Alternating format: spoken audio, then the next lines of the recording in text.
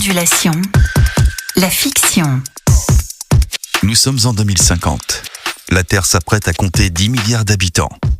Une densité immense qui se concentre dans les villes et grandes métropoles.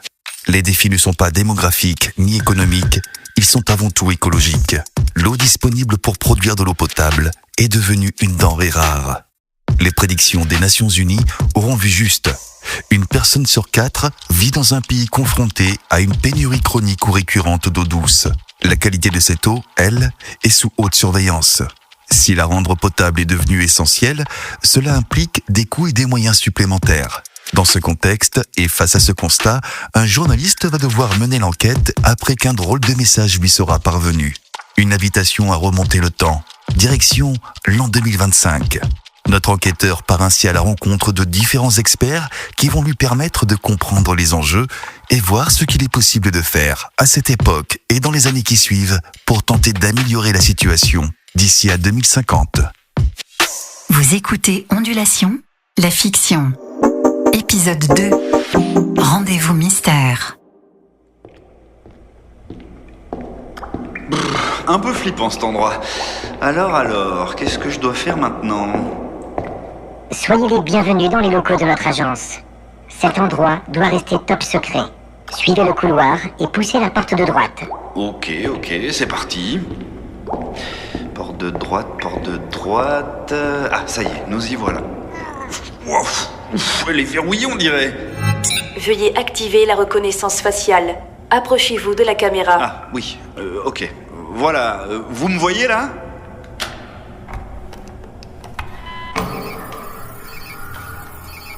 Mais on n'y voit rien là-dedans, là. Ok, Sam, allume la lumière. Il se passe rien. Entrez le code secret afin de désactiver l'alarme. Un code secret ? Mais quel code secret ? Où ça ? Ah, là, un boîtier. Alors, c'est toujours 4 x 0 ce genre de code, non ? Afin de désactiver l'alarme. C'est pas ça, ok, restons calmes. Je sais pas moi, une date d'anniversaire, un jour en particulier. Allez, essayons la date du jour. Tiens, 0, 3, 0, 1, 2, 0, 5, 0. Entrez le code secret. Quoi ? Toujours pas ? Ah mais non, je suis en 2025, c'est vrai. Oh, je crois même pas ce que je viens de dire. Bon, allez, on essaye. 0, 3, 0, 1, 2, 0, 2, 5.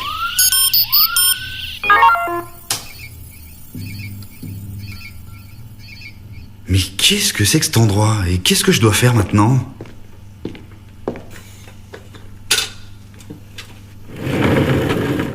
Oh, incroyable, un smartphone ! C'est donc à ça que ça ressemblait ? Bah, c'est sûrement avec ça que je dois appeler mon contact. Alors, comment ça fonctionne ? Voyons. Ok, Sam, déverrouiller téléphone. Ah mais non, c'est vrai, c'était tactile ces trucs. Bon alors si j'appuie sur l'écran, je swipe. Ok, super, c'est déverrouillé. Là, une appli en forme de téléphone. Nickel, un nom qui s'affiche. Baptiste Denis. Super, allez, je l'appelle. Ah, Ludovic, bonjour, j'attendais votre appel. Ah oui, bonjour, en effet, je suis en mission hein, et visiblement vous avez des informations pour moi. Alors peut-être que vous pourriez d'abord me dire qui vous êtes ? Bien sûr, je suis Baptiste Denis, j'ai 30 ans. Dans ma vie professionnelle, je travaille pour un grand groupe d'assurance où je m'occupe du plaidoyer ESG là-bas. Et j'ai également des activités annexes, alors déjà dans le secteur public, puisque je suis élu local en charge de la transition écologique dans la ville de la Garenne-Colombes, donc dans les Hauts-de-Seine, dans l'ouest parisien. Et en parallèle aussi, j'ai des activités donc de sensibilisation aux enjeux du changement climatique, d'abord à travers des livres avec un climatologue, Jean Jouzel, et aussi un podcast qui s'appelle « Comment est votre climat ?» Ok, bon alors je comprends mieux pourquoi on me demande de vous contacter. Et si je comprends bien, vous maîtrisez évidemment les sujets liés à l'impact de l'homme sur le cycle de l'eau sur votre commune. Qu'est-ce que vous mettez en place ? Alors j'essaye de le maîtriser à notre modeste échelle, mais tout de même le syndicat des eaux où j'ai la chance de siéger, c'est tout de même 610 000 habitants. Donc voilà, ce n'est pas négligeable. On parle quand même du deuxième syndicat de France, producteur notamment. Donc qu'est-ce qu'on fait ? Bah écoutez, pour moi la réponse elle est en deux temps. D'abord, on a qu'est-ce qu'on fait à l'échelle du syndicat et qu'est-ce qu'on fait à l'échelle des habitants. Donc aujourd'hui, le syndicat met en place beaucoup d'actions déjà pour limiter les pertes de la ressource en eau. Aujourd'hui, on a atteint un niveau supérieur à 90% de rendement. Donc on a même atteint 94% il y a 2 ans. Et en fait, on peut se dire que 94%, ça veut dire 6% de perte. Et 6% de perte pour 610 000 habitants, ça peut être beaucoup. Figurez-vous que pas tant que ça, parce que la moyenne en France des pertes des fuites d'eau, c'est 20%. Donc il y a eu un gros travail de la part du syndicat pour limiter la perte de la ressource en eau. Donc comment est-ce qu'on fait ? Écoutez, techniquement c'est pas facile, mais ça s'est mis en place et ça fonctionne plutôt bien. En fait, il y a des capteurs sonores, en fait, ce sont des radars acoustiques en fait qui permettent d'entendre les fuites directement dans les tuyaux. On a 1500 sur 1000 km de réseau. Et ensuite, ce que peuvent faire eux les utilisateurs, donc bien sûr, il faut les aider un petit peu, il faut les sensibiliser. Donc par exemple, vous pouvez déjà entretenir la robinetterie, ça c'est extrêmement important. On sait qu'il y a des petits gestes. Aujourd'hui, un Français en moyenne, c'est 150 litres d'eau par jour environ utilisés.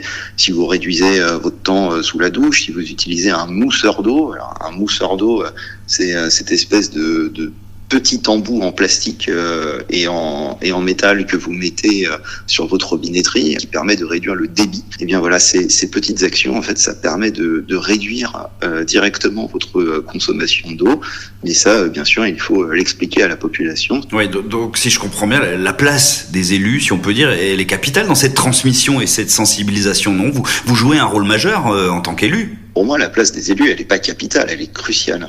En fait, l'élu est une courroie de transmission entre la population et la connaissance. Lorsque vous êtes élu local, vous êtes alors à la fois, entre guillemets, à portée de baffe, mais surtout vous êtes à portée de solution. Selon vous, quels éléments sont réellement à prendre en compte dans la préservation des ressources ? Et avant tout de l'eau, parce que de là d'où je viens, en 2050, on est quand même dans une situation plus que critique. Chaque degré compte, en fait. Chaque degré va augmenter l'évaporation de l'eau vers l'atmosphère et donc totalement dérégler le cycle de l'eau.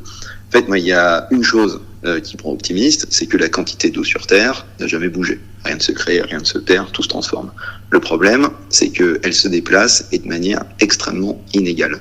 Aujourd'hui, quand vous avez un climat qui se réchauffe, par exemple en Inde, alors l'eau n'est pas inerte, elle se déplace et ça peut provoquer des inondations extrêmement fortes au Pakistan. Il ne faut pas prendre les choses en silo. Il ne faut pas régler d'un côté l'érosion de la biodiversité, d'un côté le changement climatique, d'un côté la crise de l'eau. Voilà, tout ça est un tout. Et donc c'est pour ça qu'il faut absolument préserver cette ressource, parce que l'eau, contrairement à l'énergie, n'est pas remplaçable. Bon Baptiste, merci beaucoup. Puisque je vous tiens, je peux vous demander qui est cette agence qui nous a mis en relation, parce que c'est un peu mystérieux tout ça. Baptiste ? Allô Baptiste ? Conversation terminée. Super.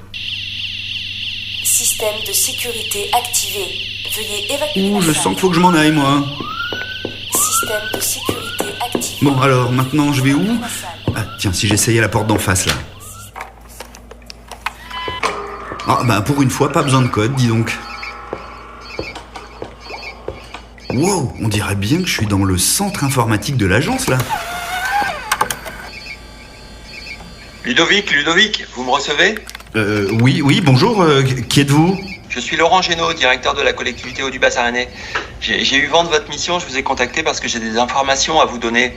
Super, merci, mais qu'est-ce que vous faites concrètement, alors que je comprenne bien ? Alors, Haut du Bas-Rennais, c'est une structure publique qui se trouve autour de la métropole de Rennes, qui regroupe 500 000 habitants, 75 communes, dont le métier c'est de produire et distribuer de l'eau potable pour toute cette population et toutes les activités de services publics et économiques qui s'y trouvent. Et on est soumis aux prémices du changement climatique. On a eu la sécheresse de 2022 qui nous a beaucoup alertés. Et donc on est en train de développer toute une série de programmes pour répondre à 2 enjeux. L'enjeu de protéger la ressource en eau dans son aspect qualitatif, et le deuxième enjeu qui est de protéger la ressource en eau dans son enjeu quantitatif. Je crois me souvenir, maintenant que vous me parlez de vos missions, qu'il est question d'une SPL. Quelles sont les missions et les rôles d'une SPL ? Alors, nous on a créé une société publique locale pour exploiter nos usines, nos châteaux d'eau, nos réseaux de distribution, et puis pour entretenir la relation avec les usagers, vous savez, les prises d'abonnement, la facturation. Et donc on a créé une société publique locale C'est un peu comme une régie, c'est-à-dire qu'on a décidé de mettre fin au partenariat qu'on avait avec des opérateurs privés, parce qu'on pense que l'eau c'est un patrimoine commun et qu'on veut le gérer avec cette société publique locale pour avoir une meilleure réactivité, une meilleure transparence, une meilleure synergie. Et donc c'est pour ça qu'on a créé cette société publique locale. Ok, je vois bien. Donc j'imagine que forcément c'est le collectif qui prime dans vos actions. C'est une mise en commun au service de tous. Comment ça s'organise et qu'est-ce que vous mettez en place alors ? Oui, c'est ça, c'est le collectif, c'est la proximité. On a aussi mis à disposition des équipes sur le terrain qui travaillent sur les recherches de fuite sur les réseaux, qui font un travail assez précis de renouvellement de nos réseaux. Chaque année, il faut qu'on renouvelle quasiment 50 km de réseau pour éviter qu'il y ait trop de fuites dans nos réseaux. On essaye d'avoir le meilleur rendement possible. C'est la performance de nos usines pour être certain que les pesticides qu'on peut retrouver dans l'eau, ils vont vraiment être captés par les usines pour qu'on distribue une eau du robinet de qualité, pour que les usagers aient confiance dans cette eau du robinet, parce que sinon, s'ils n'ont pas confiance, ils vont acheter de l'eau en bouteille. Et on connaît tous les effets délétères de l'achat d'eau en bouteille en termes de déchets, de bilan carbone, de coûts. Et puis, ce qu'on fait aussi collectivement, c'est avec les agriculteurs qui sont dans l'environnement de nos aires d'alimentation de captage, c'est de travailler avec eux pour que par leurs pratiques agricoles, il y ait moins d'impact en excès de pesticides ou en excès d'azote. Mais les agriculteurs, pour faire ce travail-là, ils nous demandent de pouvoir gagner leur vie grâce à leur travail. Et donc, ils attendent des revenus. Et alors, pour trouver ces revenus, et on a développé un projet qui s'appelle Terre de Source. Donc, les exploitations agricoles qui s'engagent dans Terre de Source, nous, on va leur trouver des débouchés à leurs produits agricoles. Donc, on va trouver deux types de débouchés. On va chercher à trouver des débouchés dans les cantines du territoire d'eau du bassin rennais. Il faut que les communes soient exemplaires. Si on veut dire aux agriculteurs de changer leurs pratiques, il faut que les communes elles soient exemplaires. Donc, les communes, elles achètent prioritairement des denrées alimentaires à des agriculteurs qui sont engagés dans la démarche Terre de Source. Et puis le deuxième élément, c'est les exploitations qui sont engagées dans Terre de Source, elles ont un cahier des charges à respecter et ça nous permet de labelliser les produits.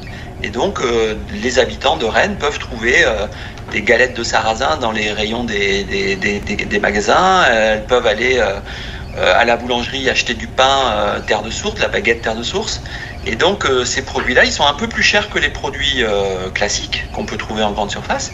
Mais le consommateur qui fait le choix d'acheter des produits Terre de Source, par son consentement à payer le produit un tout petit peu plus cher, il vient soutenir l'action d'un agriculteur qui va baisser l'usage de produits phytosanitaires, ne pas acheter d'engrais de synthèse, mais uniquement utiliser des effluents organiques naturels.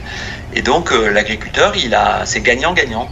Le consommateur, ce qui va être gagnant, c'est qu'il va avoir une eau du robinet de qualité, sans que nous on ait besoin d'utiliser beaucoup de réactifs pour la potabiliser. Et puis l'agriculteur, ce qui est gagnant, c'est que il a un revenu en face. Donc ça, c'est une illustration d'un programme collectif pour le volet qualité de l'eau. Vous avez évidemment, de ce que vous me dites, je le comprends, le futur en tête. Moi, je viens du futur, vous le savez, on vous a expliqué tout ça. Et chez nous, en 2050, les ressources en eau sont critiques. Ça, malheureusement, on n'y est pas arrivé. Mais est-ce que vous pensez, puisque vous avez ce futur en tête et que vous y pensez, qu'il est possible qu'on y arrive, que je reparte d'ici avec des solutions concrètes et si oui, comment ? Et est-ce que vous agissez pour ça ? On a tout pour le futur.